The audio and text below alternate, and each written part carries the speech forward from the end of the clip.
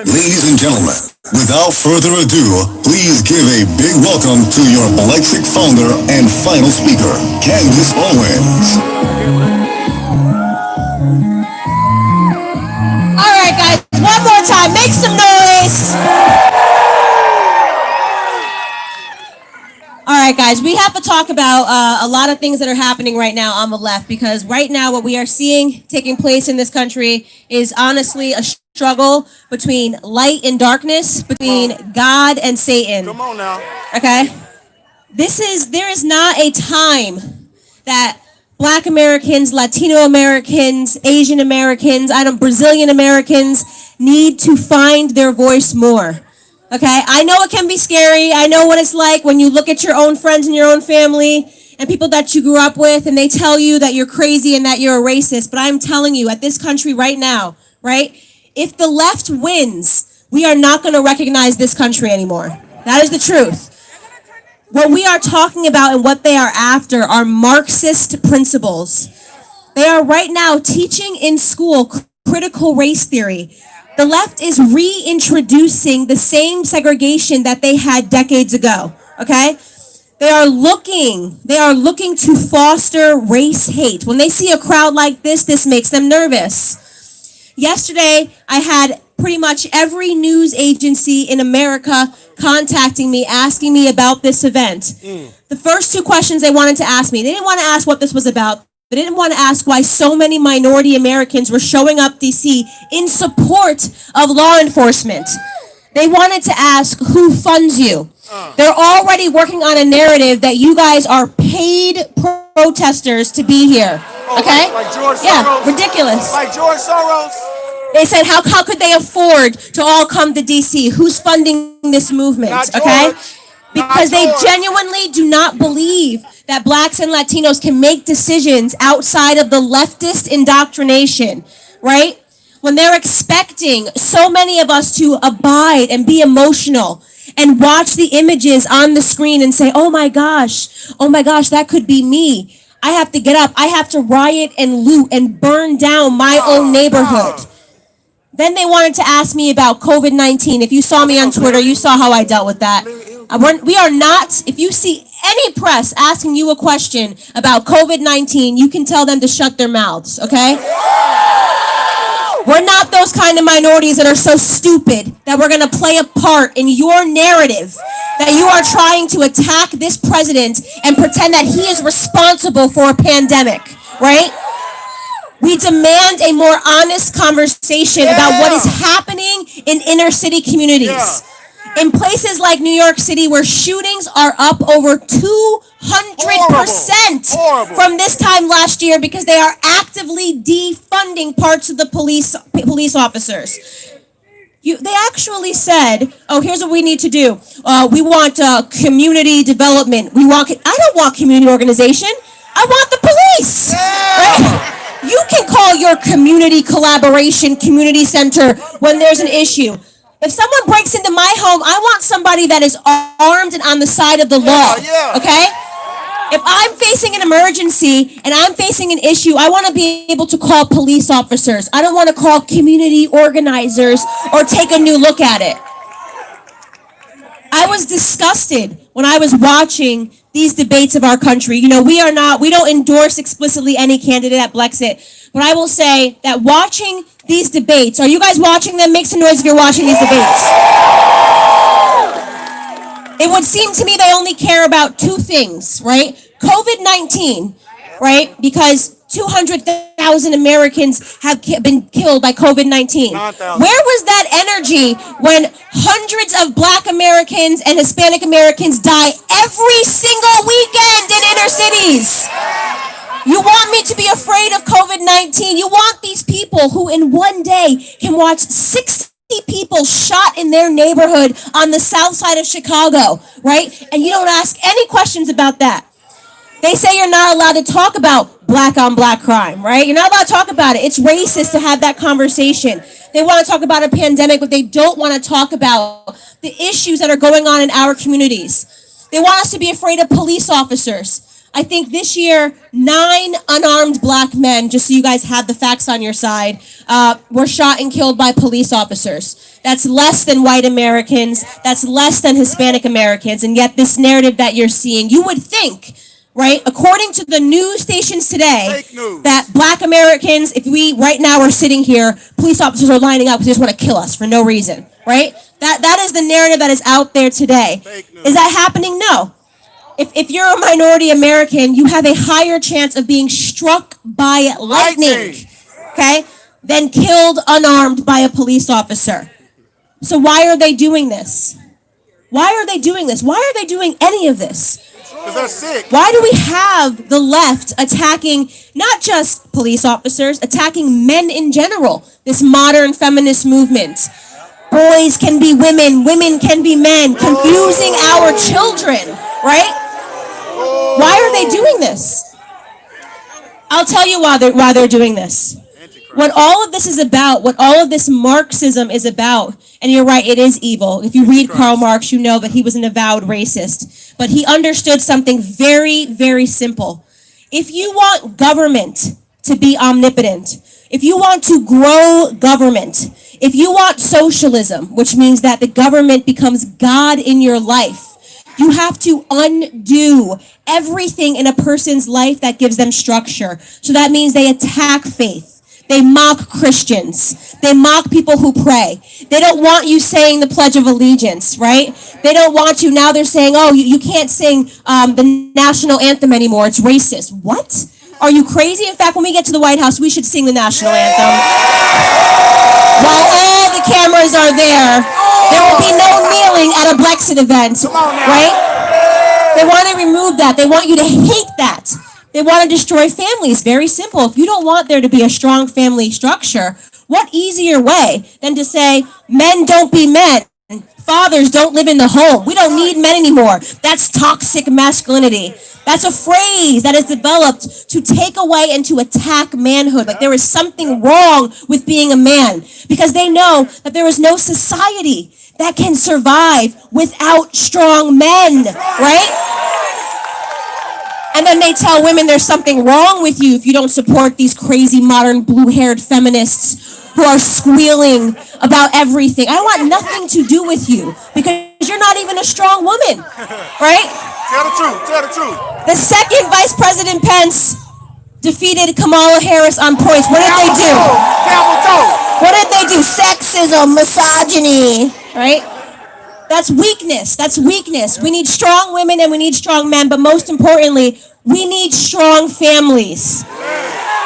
We are facing an epidemic in the minority community of broken down families, rotted by a welfare system that was put into place by avowed racists. A welfare system that knocked on the doors of homes, of minority homes, and said, we are the government, we're here to help. The government is never here to help, right? We are the government and we will give you more money. If your Black father does not live in the home, if your father is outside of the home, this is why the curse in minority America is father absence. It is kids growing up. It's the baby mama culture. It's the WAP culture. Let me tell you something. I'm not trying to be cool to hang out with these rappers. That culture has destroyed our communities, okay? Talking about empowerment as a woman, because you take your clothes off, you feel empowered. If you have to take your clothes off to be heard, you are not empowered, you are enslaved, okay? We see this every day, and they will tell you, "Oh well, you don't understand Black culture. You don't understand Latino culture. You don't understand." I'm not trying to understand this. I don't want to read a book on how you've confused enslavement with empowerment. Stop pretending, by the way, that what we see today in America amongst these athletes, amongst these singers, amongst these stars is what culture always was to the minority community. When I grew up in my grandparents' house, we were listening to the Temptations, okay? Men that were wearing suits, dancing a little bit like this, singing about family. Diana Ross, the Jackson 5. These people were not singing about putting their bodies out. They weren't dressing in the way that we are told that women have to dress, and they commanded respect. They cared about family values. They want to convince us that the problem and the reasons and the statistics that exist that show that there is a disparity between white and blacks and whites and Latinos exists because of some crazy idea that there's systemic or racism and oppression. No, there's not. There is a broken culture. A broken culture that we are never going to get ahead of unless we have brave minorities like the people here today that are willing to speak up, speak out, and tell the truth. Yeah. We are now the problem. We have to fix it. We don't need to look externally. We know how to get ahead in this country. This is the freest country in the entire world, right? You have to work hard. You have to stay out of trouble. You have to make good decisions. You have to keep your family. Don't have children out of wedlock if you can. That increases your chances of not living a life of poverty, right? These are basic decisions that impact all Americans, no matter what color you are. Do not fall for the propaganda and the lies and the brainwashing of the media, right? People are telling you to be afraid of COVID-19 because it's killed 200,000 people. Well, I have a bigger fear. It's called socialism. It's killed 100 million people in the last 100 years, and they're trying to bring it to America, right? If I catch COVID-19, I'll survive that. I know I'll survive that. I'm young, right? I probably won't survive the socialist country that the left is trying to build, right? Which gives the government full power, full money, and people actually believe this stuff, that everything can be free. I know, where are my Cuban Americans, right? You guys know what socialism has done. The Venezuelans know what socialism has done. Do not let them bring that satanic notion to this free and beautiful and blessed country. You guys, Larry Elder just got here, so I'm going to jump off and let him speak to you. But I do want to say this. If you have not yet on your phone filled out your waves for the White House, you need to fill it out. So you all got an invitation to the White House. Find it. Make sure you fill it out. Also, make sure you have your ID. I'm sure you do, but just triple checking. You won't get allowed in. And after Larry Elder speaks, we do have pizza because we need some energy before we go in and tear up the White House. Show the media that they do not own minority Americans in this country. We love you, Candace!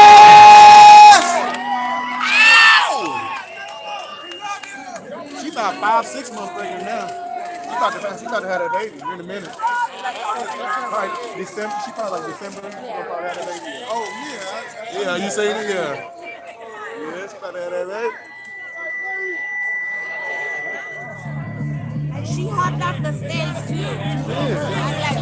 We got some difficulties. You better ease off that stage. It really doesn't matter with me I now love Larry Elder. I know because I've been to the mountaintop When I was a Democrat. Oh really? and I've seen the promised land. Yeah, But I want you to know tonight he's an icon. that we as a people will get to the promised land.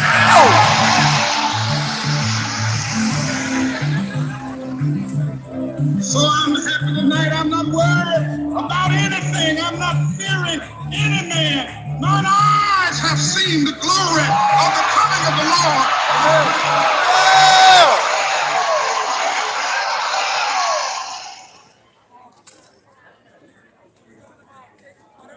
Ladies and gentlemen, please welcome to the stage author and radio host Larry Elder.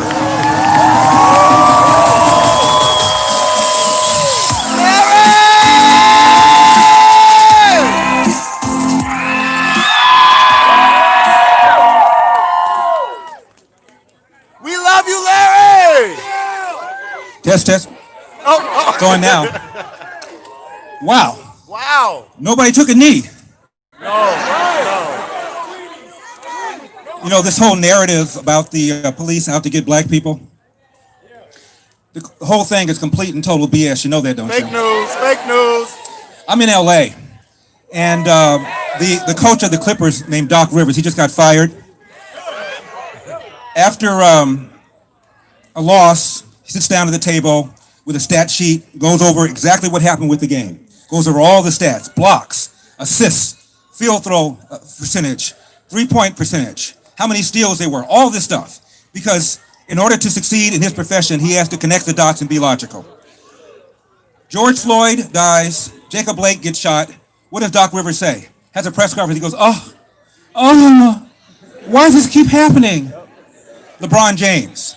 Oh, don't start. Armin Arbery gets killed. LeBron James tweets out and says, black people are afraid to leave their homes. Oh, not me. Same guy, after the game, whether he loses or wins, sits down, analytically goes over exactly what happened. Who did what wrong, very logical, connects the dots, uses stats. When it comes to this, why does this keep happening? Where does that same mind apply to this? The same mind would be asking things like, let's see, how many times do the police interact with civilians every year? 50 million times. Wow. Out of that, how many people are arrested every year? 11 million. How many cops are assaulted? 60,000. How many civilians are killed by the police? Out of a population of 350 million, 1,000. Almost all of them resisting arrest with a weapon or resisting arrest violently.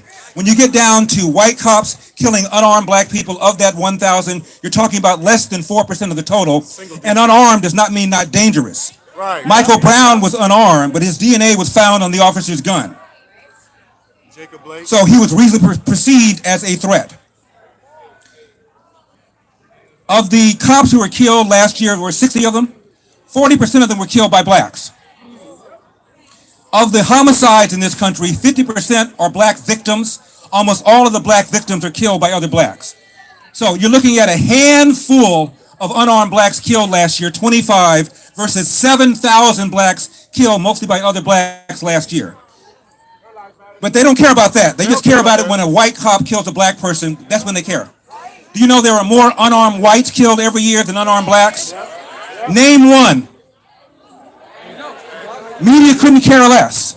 It's designed to manipulate you, to make you angry, and Democrats want you to be angry and pull that lever for the Democrats at 95% because of the perception of racial injustice on the part of cops and the perception that Democrats care about that and Republicans don't. We are being manipulated. Hollywood does it too. I was just talking to a gentleman from Paterson, New Jersey. Anybody see the movie Hurricane? Starring Denzel Washington? The movie was about a man wrongfully convicted of murdering 3 people, except he was not wrongfully convicted of murdering 3 people. He murdered 3 people. There's a website called graphicwitness.com/Carter. You can read, he flunked the polygraph test. There was eyewitness testimony. And if you saw the movie, there's a character who says, in response to somebody who says, well, he got convicted by 2 juries. And the character says, all white juries. False. The second jury had 2 blacks on it. The reason I mention this is because you are being manipulated. There are 2 films that came out about the Central Park 5. One by Ken Burns, one by Ava DuVernay. Both of them complete and total BS. I interviewed the lead detective, by the way, who happened to be black. Wow. Neither one of them interviewed the lead detective. How do you do a film without interviewing the lead detective? How do you do that? And her doctor, if you recall what happened, a guy named Mateus Reyes claims he's the one who did it. His DNA was found at the crime scene. But the doctor, her doctor said there was lots of DNA inside of her, lots of semen inside of her. Several people did it, not just this one guy. She did not include him in the film, and she said she didn't believe him. You didn't believe her doctor? You are being manipulated. And when it comes to black, white, black murder, twice as many white people are killed by blacks as the other way around. Most homicide is same race homicide, but to the extent that there is black, black homicide, last year there were 750, 500 whites were killed by blacks, 250 blacks were killed by whites. So blacks are killing twice as many whites as whites are killing blacks. And if you look about non-homicide violent crime, black, white, roughly 600,000 interracial acts of violent crime every year, excluding homicide. 85 to 90% of the time, it is a black perp. Only 10 to 15% of the time, it's the other way around. Why? Where's White Lives Matter?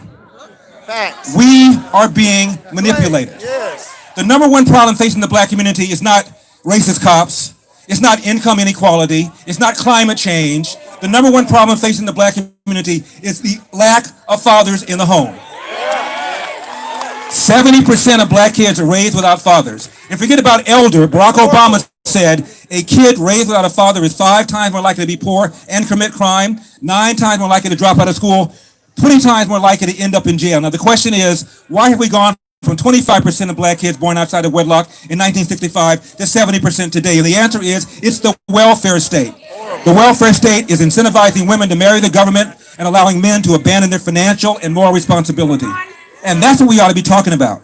But we're not having that conversation because, again, they are manipulating us. They want us to think about racism, racism, racism. I thought that we put a fork in that when Barack Obama got elected in 2008. I mean, this is a man who got a higher percentage of the white vote than John Kerry did 4 years earlier. And by the way, Donald Trump got a lower percentage of the white vote than Mitt Romney did 4 years earlier. And about this BS about Donald Trump sending a racist dog whistle to his supporters, riddle me this. The city over 100,000 that voted most for Donald Trump is Abilene, Texas. The city is about 140 years old. Guess which city of 140 years old just elected a black mayor? Abilene, Texas. Wow. Now, how does a racist city that pulled the lever for Donald Trump turn around and then vote for a black mayor overwhelmingly to run the town? How does that happen? There were 700 counties that voted for Obama in 2008, 2012. 200 of them switched to Donald Trump in 2016. When were they bitten by the racist radioactive spider? We are being manipulated.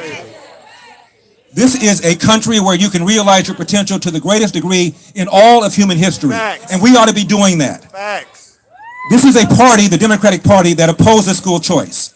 I went to a school called Crenshaw High School. If you saw the movie Boys in the Hood, that's my high school. Wow. Right now, 3% of kids at my former high school can do math at grade level. 3%. That's not a typo. 3%. And it's a Crip school, meaning it's run by the gang called the Crips. I know that because Ice-T went there 10 years after I did and told me he wanted to go to Crenshaw because he wanted to go to a Crip school. What? There are 13 public high schools in Baltimore where 0% of the kids can do math at grade level. 0. There's another half a dozen where 1% can. Now, what parent sends their kid to a school where 0% of kids can do math at grade level if they have a choice? And the answer is nobody does. But the Democrat Party is mandating your kid is going to go there whether you like it or not. Republican Party wants to give you choice. Finally, illegal immigration.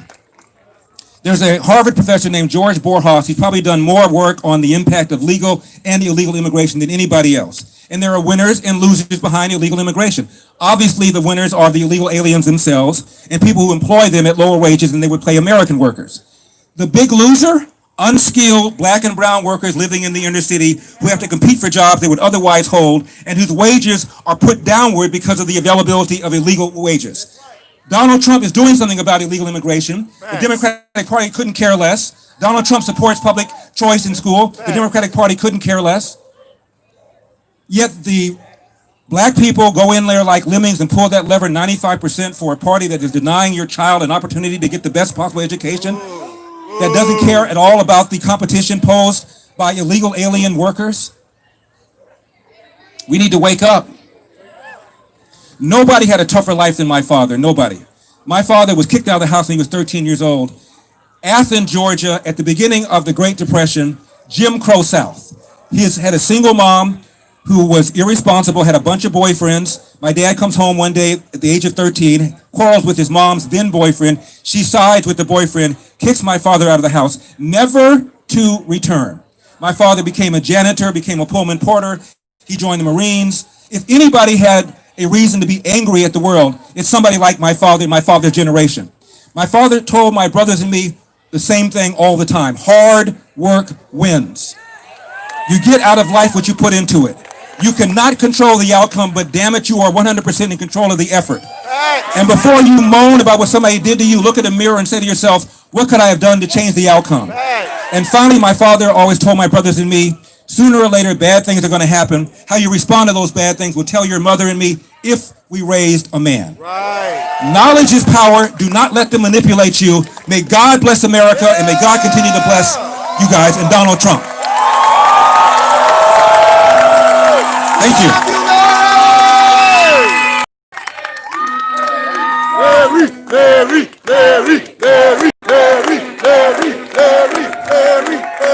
Good evening. It's a major American city dealing with an epidemic of violence. The shooting of a man in broad daylight in the streets of Chicago, apparently captured on his own camera phone, have brought into growing focus concerning the shooting. Statistics that show violent crime in the city. Please pray for our families.